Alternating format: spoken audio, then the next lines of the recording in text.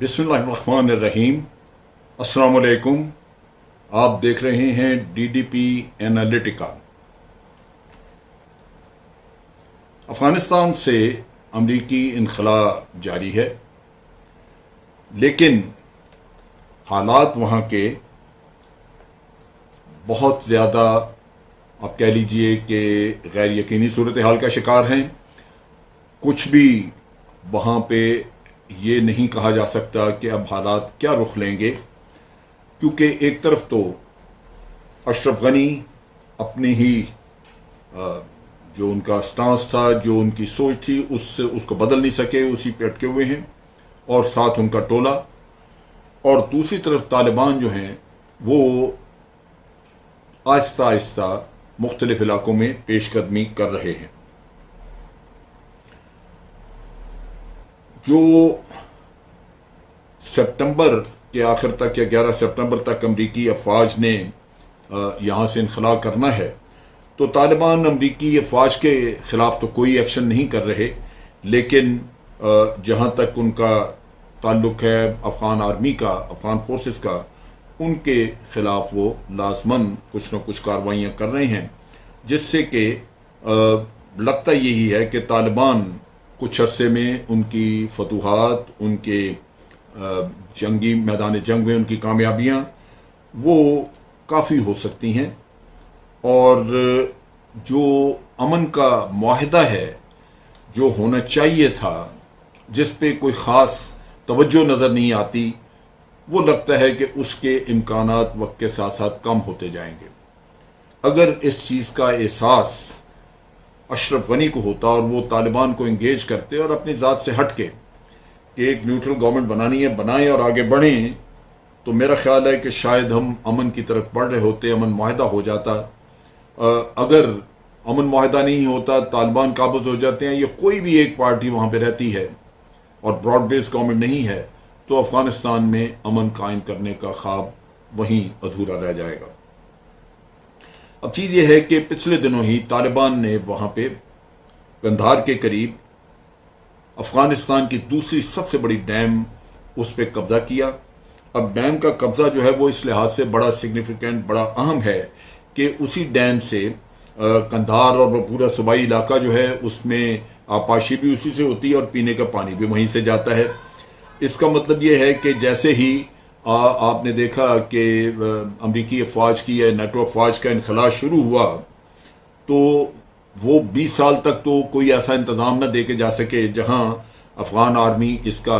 दिफा कर सकती, और अब उनके जाने के साथ साथ ये काम हो गया। ये काफ़ी जंग यहाँ पे लड़ी गई। डाला डैम है, डाला डैम या डाला डैम है जिसका नाम,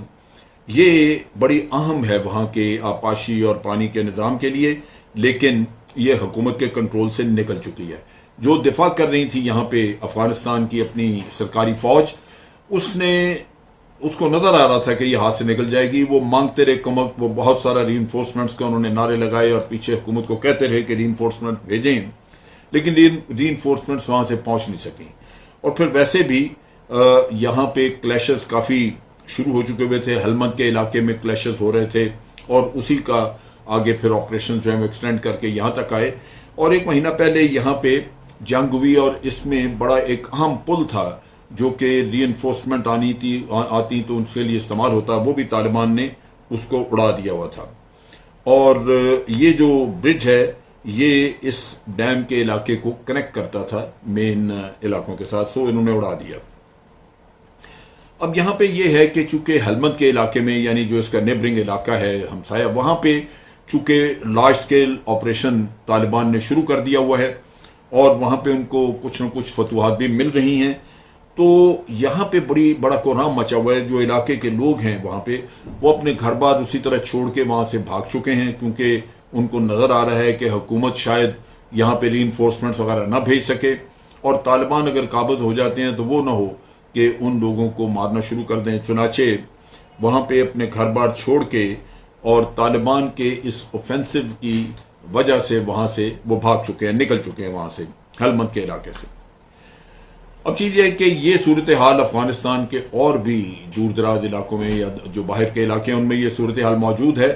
काबुल वगैरह में तो ये सूरत हाल ऐसी नहीं है, लेकिन दूसरी जगहों पे ये सूरत हाल मौजूद है, क्योंकि वहाँ पे नज़र आ रहा है कि कुछ वक्त में ये जो अफगान तालिबान हैं ये काबज़ हो जाएंगे। चुनाचे अफ़गानिस्तान के लोगों में इस वक्त दहशत भी है, परेशानी भी है, और ये सोच है कि शायद हम कामयाब ना हो सकें और यहाँ पे तालिबान ही आके बिलाखिर हुकूमत करें। सो ये एक खासी परेशानी की वजह वहाँ नज़र आती है अवाम में। इसके साथ साथ ये है कि ख़वातीन, उनमें बहुत ज़्यादा परेशानी है। ख़वातीन समझती हैं कि उनको भी उनके हकूक़ नहीं मिल सकेंगे, और एक परेशानी का आलम है कि एक गैर यकीनी सूरत हाल है, जो कि बावजूद इसके कि तालिबान ने अपना रुख बदला, तालिबान ने बहुत कुछ कहा कि ख़वातीन के मामले में हम बहुत सारा कुछ करेंगे, उनको वो हकूक़ भी देंगे, और तालिबान की सोच में बड़ी तब्दीली आई है, क्योंकि उनको भी दुनिया से वास्ता पड़ा है। जब वो बाहर निकल के उन्होंने अवाम को, दुनिया को देखा है, तो उन्होंने महसूस किया है कि ये जो पॉलिसीज़ वो शुरू में फॉलो किया करते थे वो दुरुस्त नहीं, और वो अपनी पॉलिसीज़ को थोड़ा बदल भी रहे हैं। लेकिन उसके बावजूद अवाम में ये फ़िक्र है, ख़वातीन में ख़ास तौर पे ये परेशानी है। अब सूरत हाल ये है कि वहाँ पे जो बहुत बड़ी बड़ी तब्दीलियाँ जो हमें ख़बरें मिल रही हैं, ख़ास तौर पे अमेरिकन सोर्सेज से, वो ज़्यादातर वो हैं जो कि अफ़गान आर्मी को अभी चैलेंजेस वहाँ पे दरपेश हैं, जिनका उनको मुकाबला करना होगा, और लगता ये है कि वो शायद उनका मुकाबला न कर सकें। इस वक्त जो अमरीकी फ़ौज है उसकी तो सारी तवज्जो वहाँ से इनखला की तरफ है। सामान पैक करना, कोई देना है अफ़गानियों को तो उनको दे दिया, कुछ तबाह कर रहे हैं वो, कुछ उनको वहाँ से निकालने का एक्टिविटी है। और जब ये इससे फारिग होंगे तो फिर शायद वो अफ़गान आर्मी की तरफ कुछ तवज्जो दे सकें कि उनको यहाँ पे हमने ग्राउंड में किस हालत में छोड़ के जाना है, कि उनका कुछ न कुछ मामला पहले की निस्बत बेहतर हो, ताकि वो अफ़गान सिक्योरिटी फोर्सेस जो हैं वो सिक्योरिटी का कुछ इफेक्टिव इंतज़ाम वहाँ पे कर सकें। इस वक्त सूरत हाल ये है कि रोज़ाना की बुनियाद पे 80 से लेके 100 तक तालिबान के हमले होते हैं मुख्तलिफ इलाकों में, मुख्तलिफ जगहों पे, क्योंकि सरप्राइज़ होता है। उसमें ये नहीं होता कि किसी को कुछ पता हो कि आज यहाँ हमला होगा, तो एक इंसर्जेंसी की जो कैफियत है उसमें मुख्तलिफ जगहों पे हमले होते हैं। और ये जो हमले हैं ये चूँकि दूर दराज इलाकों में या ऐसे इलाके जो वेल कनेक्टेड नहीं हैं वहाँ होते हैं, तो उस सूरत में उन इलाकों में खौफ व हिरास भी फैलता है और कैजुअल्टीज़ भी होती हैं, और ग्रेजुअली आहिस्ता आहिस्ता यहाँ से इलाके भी अफ़गान गवर्नमेंट के हाथ से निकलते जा रहे हैं। अब यहाँ पे जब ये अमरीकी अफवाज जाएंगी तो अमरीकी अफवाज के साथ उनके जितने भी कॉन्ट्रैक्टर्स हैं वो भी साथ चले जाएंगे। अब यहाँ पे ये देखा जा रहा था कि जितने भी वहाँ पे इंतज़ामात हैं, ख़ास तौर पे अफ़गान एयरफोर्स जो है वो उनकी ज़मीनी ऑपरेशंस को सपोर्ट करती है वहाँ पे अफ़गान एयरफोर्स, लेकिन अफ़गान एयरफोर्स की सारी एफिशिएंसी, उनकी ऑपरेशनल प्रिपेयर्डनेस वो डिपेंडेंट थी, उसका इन्हिसार था उन कॉन्ट्रैक्टर्स पे जो अमरीकी एयरफोर्स की मेंटेनेंस वगैरह का काम करते थे। अब वो जो कॉन्ट्रैक्टर्स हैं वो वहाँ से अमेरिका के साथ ही, उनकी अफवाज के साथ ही निकल जाएंगे, और उनकी तादाद बड़ी खासी है। वो गालिबन कोई मेरा ख्याल है 5,000 के करीब या 15,000 के करीब वो कॉन्ट्रैक्टर्स हैं जो काम कर रहे थे, वो सारे निकल जाएंगे। और नतीजा ये कि यही बुनियादी सवाल वहाँ पे बनेगा कि अब अफ़गान एयरफोर्स का क्या होगा। एयरफोर्स वहाँ पे फायर पावर के नुक्ता निगाह से बहुत अहम है किसी भी ऑपरेशन के लिए, लेकिन इन हालात में अगर उनकी जो इन्हिसार था उनका सारा अगर अमरीकी कॉन्ट्रैक्टर्स से था, तो इस स्टेज के ऊपर अमरीकियों को ज़रूरत है कि वो कॉन्ट्रैक्टर्स वगैरह का इंतज़ाम करके दें ताकि अफ़गान एयरफोर्स जो है वो अपना कुछ काम चला सके।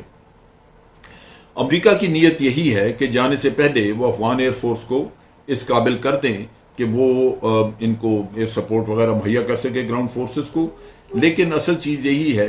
कि यहाँ पे जो खौफ है वहाँ पे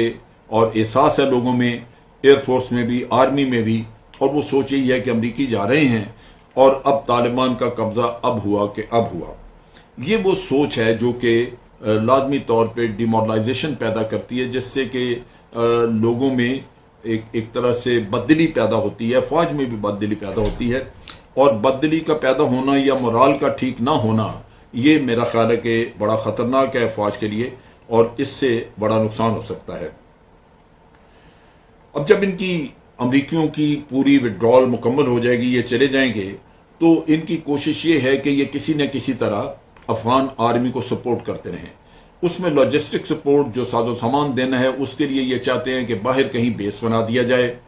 और वो बेस आसपास के किसी मुल्क में हो और वहाँ से अफगान आर्मी को उठा के सामान देते रहें। ये उनकी एक कोशिश ये है। दूसरे उनकी कोशिश है कि किसी न किसी तरह इनको फायर पावर मुहैया की जाए और फायर पावर के साथ साथ कॉन्ट्रैक्टर्स वगैरह दिए जाएं ताकि इनका मामला चलता रहे। वो अब किस हद तक वो कर सकते हैं, क्योंकि बेसिस मुहैया करने का मसला जो है वो खासा मैं समझता हूँ कि गैर यकीनी सूरत हाल है। वहाँ पे पाकिस्तान देना नहीं चाह रहा और मुल्कों में सेंट्रल एशिया में उन्होंने कोशिश की थी, उन्होंने इनकार कर दिया। तो अब इस स्टेज के ऊपर तवक्को तो उनको है कि कोई ना कोई इंतज़ाम कर देंगे अमरीकी, और वो बिल आखिर एयरफोर्स जो है वो इस काबिल होगी कि जंग लड़ सके। लेकिन ये भी कहा जा सकता है कि अफगान एयरफोर्स के लिए बहुत बड़े बड़े चैलेंजेस हैं और ये चैलेंजेस जो हैं ये हो सकता है कि इनकी शिकस्त का बायस बने। अब तालिबान जो है वो पूरी मुल्क में जहाँ जहाँ कोई अफगानी गैर मुल्की फ़ौजों के लिए काम कर रहे थे, सिक्योरिटी गार्ड का काम कर रहे थे किसी एम्बेसी के ऊपर या कहीं और कुछ काम कर रहे थे, उन सबको उन्होंने धमकी दी और उन्होंने कहा कि हमें पता है कौन कौन किसके लिए काम कर रहा था और हम इनको जिंदा नहीं छोड़ेंगे। ये जो सूरत हाल है ये इसने खासा खौफ व हरास फैलाया है। और अब जब विड्रॉल हो रही है तो मुख्तलिफ जो आर्मीज उन्होंने जो जो लोकल यूज़ किए, उनमें इंटरप्रेटर्स हैं, उनमें पोर्टर्स हैं, उनमें सिक्योरिटी गार्ड्स हैं, ये वो लोग हैं, ये मैकेनिक हैं कोई, ये सब अब उनके पीछे के जनाब हमें यहाँ से निकालें क्योंकि हमारे बाल बच्चे की और हमारी ज़िंदगियाँ अब ख़तरे में हैं। और बिल्कुल हैं भी ख़तरे में, क्योंकि तालिबान ने उनको बड़ी वाज़ेह धमकी दे दी हुई है। लिहाजा अब मसलन ऑस्ट्रेलियन एम्बेसी अपनी एम्बेसी वहाँ क्लोज़ कर रही है, लेकिन वो कोशिश कर रहे हैं कि जितने भी लोग एम्बेसी के साथ सिक्योरिटी दे रहे थे या एम्बेसी में काम कर रहे थे उनको भी वो किसी न किसी तरह ऑस्ट्रेलिया साथ ले जाएं। इसी तरह जो अमेरिकन हैं उनके साथ तो बहुत ज़्यादा को 18-20 हज़ार के करीब उनके साथ अफगानी काम कर रहे थे और उनको भी इस वक्त मसला बना हुआ है कि उनको वो सबको अपने साथ ले जाना चाहते हैं। अगर नहीं लेके जाएंगे तो लाजमी बात है कि वो लोग पीछे मारे जाएंगे और ये एक तरह की अखलाकी जिम्मेदारी बन रही है। अब चीज़ ये है कि तालिबान ने वाज़ेह तौर पे ओपनली खुला ये कहा है कि जैसे ही ये लोग हमारे हत्थे चढ़े, क्योंकि ये सिक्योरिटी देते थे, जो सिक्योरिटी वाले ख़ास तौर पे एम्बेसी के बाहर को गार्ड पे या कुछ है, उनकी पिक्चर्स वगैरह लेके रख ली हुई हैं उन्होंने और उनका रिकॉर्ड है और वो धमकियाँ दे रहे हैं उनकी फैमिलीज़ को कि हम इनको मार देंगे। चुनाचे ये जो सूरत हाल है इसमें मुख्तलिफ जो एम्बेसीज या मुख्तलिफ आर्मीज़ हैं जो नेटो की पार्टनर्स हैं दूसरे, वो अपने अपने प्लान्स बना रहे हैं कि किसी तरह इन लोगों को या तहफ़्फ़ुज़ वहाँ दिया जाए या उनको अफ़गानिस्तान से निकाल दिया जाए। चुनाचे ये प्रोसेस जो है ये हो सकता है इसको लंबा वक्त लगे, लेकिन अगर ये लोग पीछे रह गए तो चांसेस है कि ये मारे जाएंगे। चुनाचे जो अचानक अब इनका सारा जाने आने का तो उसमें सारा 11 सितंबर तक का कुछ वक्त है, अगर उस वक्त तक इन्होंने इन लोगों को निकाल लिया तो कुछ मामला बन जाएंगे। अब चीज़ यह है कि यहाँ पे एक और जो इशू बहुत बड़ा और जिसकी वजह से यहाँ मैं समझता हूँ कि खौफ व हिरास भी है और अफगान आर्मी के लिए बड़ी सीरियस सिचुएशन है, वो ये है कि जितनी इनकी दर्जनों के हिसाब से जो इन्होंने चेक पोस्टें बनाई हुई थी अच्छी खासी, उन पर लोग रखे हुए थे और वो जो चेक पोस्टें थी उनको ये पुल आउट नहीं कर सके और तालिबान ने जब उनको अप्रोच किया तो उन लोगों ने दर्जनों के हिसाब से पोस्टों ने हथियार फेंकने शुरू कर दिए और तालिबान के सामने पेश हो गए। अब ये एक ट्रेंड चल निकला है क्योंकि उन्होंने महसूस किया कि हम दूर दराज बैठे हैं और हुकूमत तो रीइंफोर्समेंट भेजती नहीं है और अगर हुकूमत रीइंफोर्समेंट न भेजे और यहाँ हम लड़ाई करें तो मारे जाएं, इससे बेहतर है कि हम हथियार डालें। हथियार उन्होंने सौंपे तालिबान को, तालिबान ने उनकी ऑडियो वीडियो रिकॉर्ड की और उसमें उन्होंने वादा किया कि अब वो दोबारा अफगान आर्मी ज्वाइन नहीं करेंगे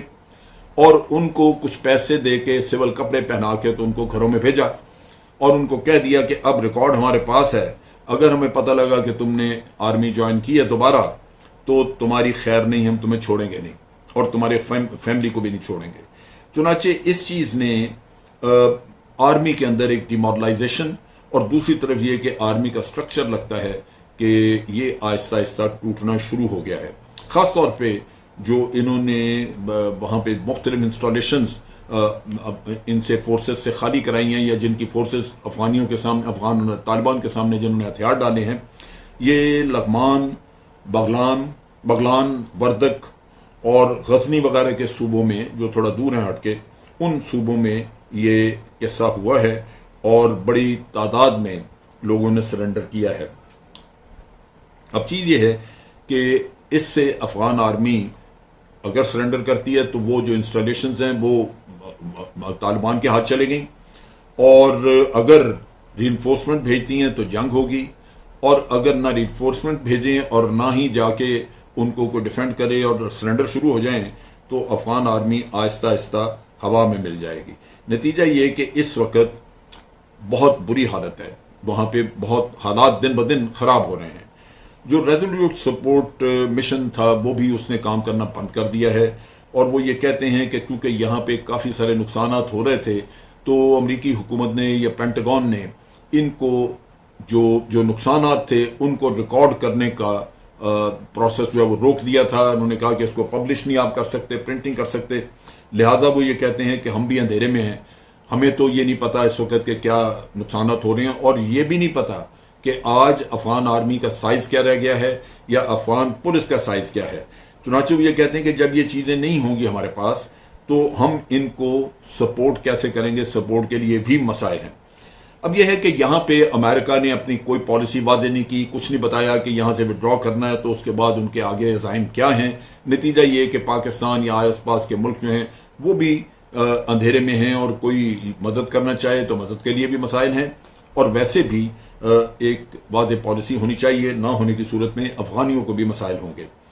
तो ये पहला इशू है कि पॉलिसी क्लियर नहीं। दूसरी बात है कि अमेरिका ने निकलने से पहले यहाँ पे जो स्पॉयलर्स थे उनके बारे में कुछ नहीं किया, और लगता यूं है कि अमेरिका को अमन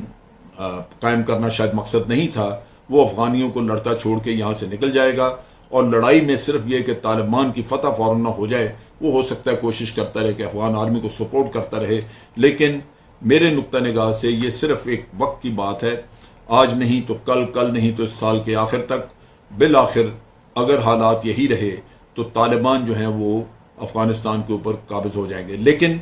अमन नहीं आएगा क्योंकि मुखालफत में धड़े बहुत ज़्यादा हैं, और तालिबान की उस हुकूमत को सब तरफ से उसकी एक्सेप्टेबिलिटी नहीं होगी। नतीजा ये कि अफगानिस्तान में मुख्तलिफ स्टेक होल्डर जो हैं वो मुख्तलिफ वक्तों में तालिबान के साथ लड़ते रहेंगे। इस स्टेज के ऊपर जब अमेरिका इस तरह की गेम कर रहा है, मेरा ख्याल है कि पाकिस्तान को एक लीड रोल लेना चाहिए, इस तरह कि तमाम जो रीजन के मुल्क हैं, जो हमसाया मुल्क हैं, रशिया, चाइना, ईरान, इनके साथ मिल के एक पॉलिसी वज़ा की जाए, इनके साथ मिल के एक स्ट्रेटजी बनाई जाए, और कोशिश की जाए कि तालिबान को और बाकी स्टेक होल्डर्स को तैयार किया जाए कि वो आपस में बातचीत करके अमन का रास्ता इख्तियार करें। आज के लिए इतना ही। अफवाज पाकिस्तान जिंदाबाद, पाकिस्तान पाइंदाबाद।